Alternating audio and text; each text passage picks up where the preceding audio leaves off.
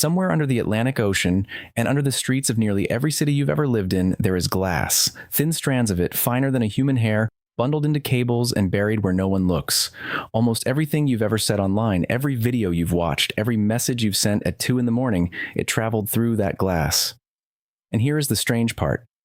Most of it was laid down in a frenzy more than 2 decades ago by companies that no longer exist. They were going to own the future. They borrowed enormous sums. They dug up the world. They ran fiber across oceans and under deserts and beneath the floors of cities that didn't need it yet. And then the money ran out, the stories stopped working, and one by one they went bankrupt. The bubble that built the internet's backbone burst so completely that the survivors had a name for what was left behind. They called it dark fiber, cable in the ground, lit by nothing, owned by no one who dreamed it. A decade later, every streaming service, every cloud, every app on your phone quietly switched that fiber back on. The companies died, the glass stayed, and the world we live in now runs on the wreckage of their ambition. I want to talk about that pattern tonight. Not a stock, not a quarter. The pattern itself, because once you can see it, you stop being afraid of the headlines and you start watching for something else entirely. Here's the thing almost no one tells you when they're shouting about a bubble. Every time humanity builds a genuinely new layer of the world, it builds it twice. Once in money and once in concrete and copper and code. And the money always arrives faster than the thing can absorb it. It happened with the railroads. In the 1840s, Britain went mad for rail. Ordinary people, clergymen, widows, shopkeepers, poured their savings into railway companies they'd never visited, promoted by men who promised that steel track would connect every village to every fortune.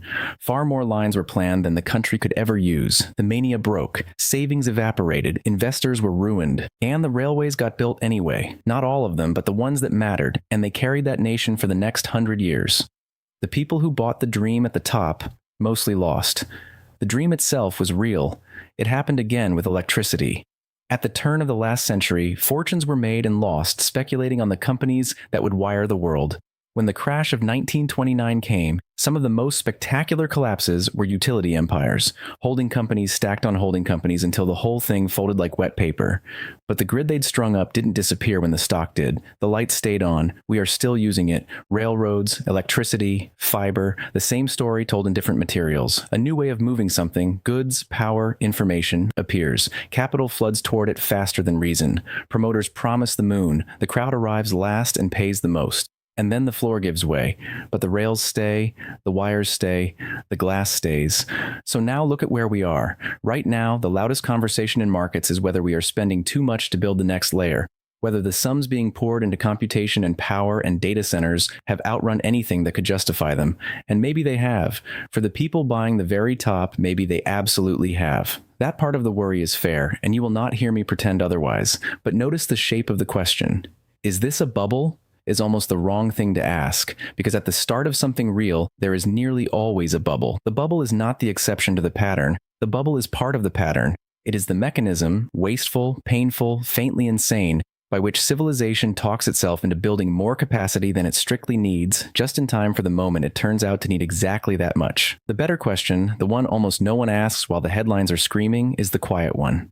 When the noise dies down, and it always dies down, heck, what will still be standing? That is the only question that has ever paid the patient. So let me leave you with what the pattern teaches, stripped of any name that will sound dated a year from now. The first thing is this: learn to separate the company from the infrastructure. Companies are mortal. They overpromise, they overborrow, they die in the cold spell after the boom. But the thing they leave behind, the track, the grid, the fiber, the compute, can outlive every one of them and quietly define the generation that comes next. Mourn the companies if you must. Watch the infrastructure. The second thing, being early feels exactly like being wrong. There is no internal sensation that distinguishes them. The person who saw it before everyone else and the person who simply got it wrong feel the same thing in the same drawdown. Doubt, isolation, the urge to fold. The only difference between them is revealed by time, and time is the one input you cannot rush. So if you've done the work and you believe the thing, the discomfort is not a signal to run. It's the toll. The third thing, and maybe the most useful. The boring layer outlasts the glamorous one. In every one of these stories, the public falls in love with the dazzling part. The destination, the application, the brand of the moment. But the money that compounds for decades tends to sit lower down, in the unglamorous plumbing nobody posts about. The power, the cooling, the memory, the connective tissue, the picks and the shovels, not the gold. The gold rush ends, people still need shovels, and the last thing is the quietest. Conviction is not refusing to sell. Anyone can hold out of stubbornness, and stubbornness will eventually bankrupt you. Real conviction is something narrower and harder. It's knowing precisely what you believe and why, clearly enough that the daily roar can't talk you out of it, and honestly enough that new facts still can. That's the whole discipline, not certainty, clarity. I'll send you back to the glass under the ocean. The men who laid it down were sure they'd own the future. They were wrong about that. They were right about the future.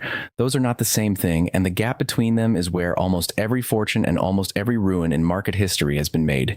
You're living at the start of another one of these. The frenzy will come if it hasn't already.